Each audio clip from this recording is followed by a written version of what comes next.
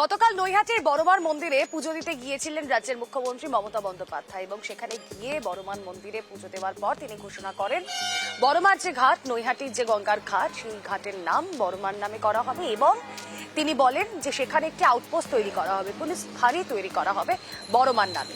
24 ঘন্টার মধ্যে কাজ হয়ে গেল, পুলিশ ফাঁড়ি তৈরি হলো নৈহাটিতে বড়মার মন্দিরের পাশেই বড়মার নামে।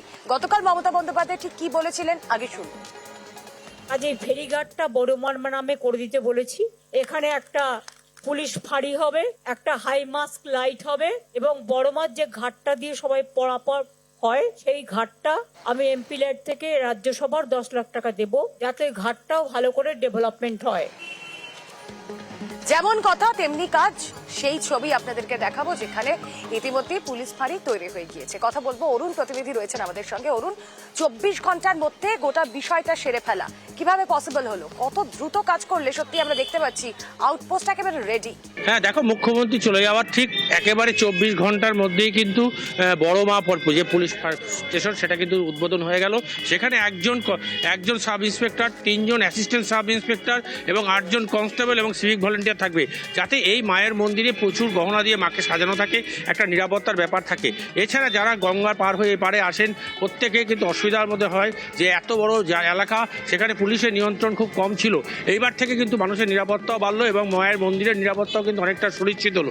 কারণ এখানে যে ধরনের গয়না মাকে পরানো হয় প্রচুর পরিমাণ, কিন্তু নিরাপত্তা সেভাবে সাজানো ছিল না। মুখ্যমন্ত্রী নিজে এসে দেখেন এবং তারপরেই কিন্তু এই সিদ্ধান্ত নেওয়া হয় যে শুধু ফেরিঘাট থেকে শুরু করে সমস্ত যেমন উন্নয়ন করবে এবং তার পাশাপাশি যে পুলিশ আউটপোস্ট কিন্তু চালু হলো। ব্যারাকপুর পুলিশ কমিশনার অলোক রাজরিয়া, বিধায়ক, সংসদ প্রত্যেকে মিলে কিন্তু এতে উপস্থিত ছিলেন এবং তারা এটা হওয়াতে মন্দির পক্ষ যেমন কর্তৃপক্ষ যেমন খুশি, তেমন খুশি কিন্তু এলাকার মানুষও।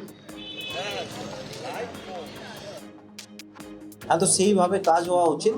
অ্যান্ড আমি তার জন্যে আমাদের মন্দির কমিটি, আমাদের এমএলএ সাহেব, চেয়ারম্যান সাহেব, ওনারা এত শর্ট নোটিসে আমাদেরকে বেস্ট পসিবল লোকেশন, যেটা আমি বলতে পারি মন্দির চত্বরে উনি এটা দিয়েছেন, যেখানে আমাদের অফিস স্পেস, আমাদের যারা এখানে কর্মীকে নিযুক্ত করা হয়েছে তাদের থাকার আমার মনে হয় সমুচিত ব্যবস্থা আছে। আর এখান থেকে ওদের যে দায়িত্ব যেটা আমরা দিয়েছি সেটা আমাদের এই মার্কেট প্লেস, অরবিন্দ রোড, আমাদের নৈহাটি রেলওয়ে স্টেশন এরিয়া, আমাদের ফেরিঘাট যেটা গতকালে ম্যাডাম নামকরণ যেটা দিয়েছেন বড়মা ফেরিঘাট নামে, তো এই পুরো চত্বরের দায়িত্বটা এই ফাঁড়িয়ে দায়িত্বটা থাকবে। পরীক্ষার নামে ছাত্রীদের হেনস্থা, সেই ছবি আপনাদেরকে দেখাবো যেখানে পরীক্ষার হলে তল্লাশি চালানোর নামে ছাত্রীদেরকে হেনস্থা করার অভিযোগ।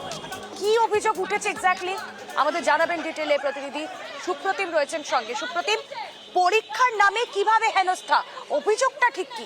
দেখো, যে ছাত্রীদের অভিযোগ সেটা হচ্ছে বীরভূমের সিউড়ি রামকৃষ্ণ শিল্প বিদ্যাপীঠ গভর্নমেন্ট পলিটেকনিক, এখানে ডি ফার্মার যে পড়াশোনা তার এখানে প্রথম সেমিস্টারের পরীক্ষা ছিল আজই, এবং বিভিন্ন ছাত্রীদেরকে যে টুকলি নিয়ে এসছে কিনা সেটা পরীক্ষা করার জন্য যখন হচ্ছিল তখন ছাত্রীদের অভিযোগ হচ্ছে যে শিক্ষিকারা কিন্তু তাদের শরীরে প্রাইভেট পার্টে হাত দিয়ে সেগুলো পরীক্ষা করে এবং তাতেই কিন্তু ছাত্রীরা পরীক্ষার পর কিন্তু এসে যেখানে যে কলেজের বাইরে এসে তারা কিন্তু উত্তেজনা ছড়ায় এবং তারপরে কিন্তু সিউড়ি থানার পুলিশ ঘটনাস্থলে যায়। এরপর প্রিন্সিপাল যেটা জানিয়েছে যে কাউন্সিলের যে নিয়ম সেই নিয়ম অনুসারেই কিন্তু তাদের ছাত্রীদের পরীক্ষা করা হয়েছে, যদিও পুলিশ গিয়ে কিন্তু ঘটনার পরিস্থিতি নিয়ন্ত্রণ আনে, কিন্তু যথেষ্ট পরিস্থিতি ছড়ায় এই কলেজে।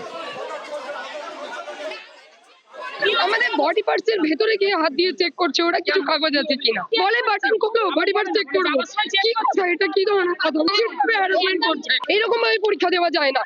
আমাদেরকে যখন ঢোকাচ্ছে তখন তো আমাদেরকে এদিক দিয়ে সার্চ করে নিয়ে যাচ্ছে, সেখানে ওনাদের চেক হচ্ছে না। আরে বাথরুমে গেছে প্যাড বডি করে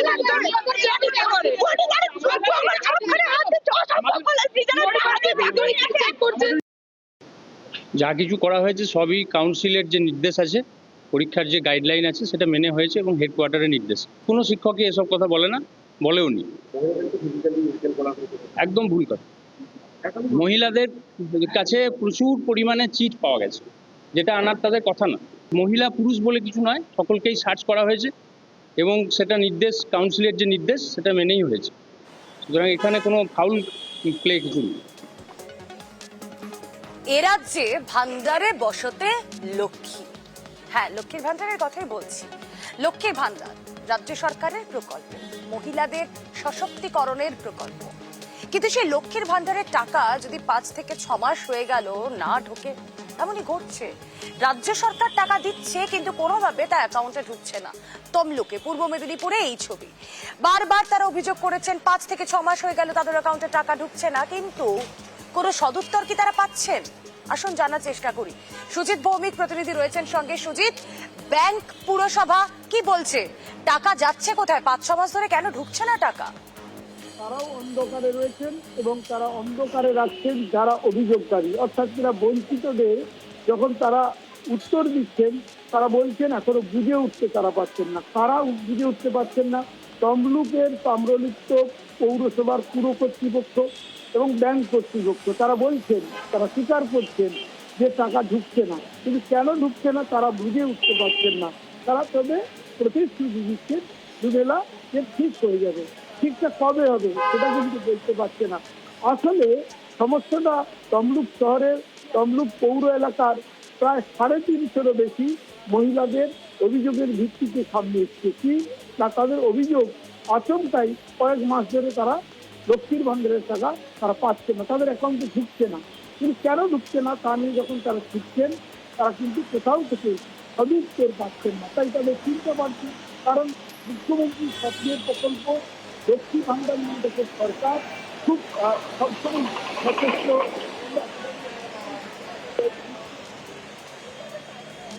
হাজার যখন হয়েছিল আমাদের প্রচুর উপকৃত হয়েছে, কিন্তু আমাদের বেশ 7 মাস হলো বন্ধ আছে, টাকাটা পাচ্ছি না। আমরা খুব অসুবিধায় পড়ছি, যাতে পুনরায় যদি আবার পাই আমরা সত্যি ওই লক্ষ্মী ভান্ডারে প্রচুর পরিমাণে উপকৃত হচ্ছে। ঘাটাল ব্যাংকে কিন্তু অনেকে পাচ্ছে, আবার অনেকের বন্ধ হয়েছে। না, ব্যাংকে কোনো কারণ বলেনি, বলে পৌরসভায় যোগাযোগ করতে বলছে। যেহেতু আমার ঘাটাল ব্যাংক ছিল, হয়তো ঘাটাল ব্যাংকের জন্য বন্ধ হয়েছে অনেকে বলছে, তাই জন্য নতুন আবার ব্যাংকের নাম্বার দিয়ে নতুন ফর্ম ফিল আপ করিয়েছি।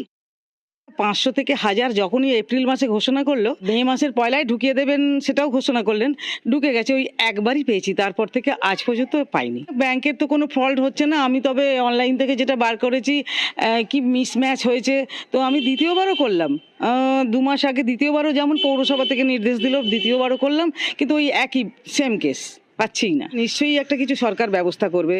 ভোটের আগে টপনা দিয়েছিল সাধারণ মানুষকে, যা ভোট মিটে গেছে। লোকসভার পর থেকে আর কোনো টাকা লক্ষ্মীর ভান্ডারের পয়সা পাচ্ছে না। এর উত্তর অ্যাকচুয়ালি তৃণমূল কংগ্রেসই দিতে পারবে। তমলুক পৌরসভার যে পৌর প্রধান আছে তারই দেখা উচিত। আমাদের কাছে খবর আছে অনেকে পাচ্ছেন না, এই ব্যাপারে আমরা রাজ্য সরকারকে জানিয়েছি এবং আমরা নিশ্চিত যে রাজ্য সরকার কিছুদিনের মধ্যে ব্যবস্থা নেবেন, যেগুলো যারা পাচ্ছে না তারা পাবেন। একটু টেকনিক্যাল প্রবলেম আছে, সেই কারণে বন্ধ হয়ে গেছে। কোনো জায়গায় ব্যাংকেরও কোনো জায়গায় একটু সমস্যা আছে। ওভারঅল খোঁজ নিয়ে আমরা জানাতে পারবো যে কি সমস্যাটা কোথায় আছে। জলঙ্গিতে স্কুলে ফোন নিয়ে ঢোকার অভিযোগ ওঠে আর টোকাটুকির অভিযোগ ওঠে, আর এবার টোকাটুকি রুখতে মেটাল ডিটেক্টরের ব্যবস্থা। পরীক্ষার হলে ঢোকার আগে মেটাল ডিটেক্টর দিয়ে চলছে চেকিং, এবং সেই চেকিং এ ইতিমধ্যেই স্কুল টেস্টে মেটাল ডিটেক্টরে উদ্ধার 5টি মোবাইল। স্কুলে মোবাইল ফোন রুখতে এবার মেটাল ডিটেক্টর।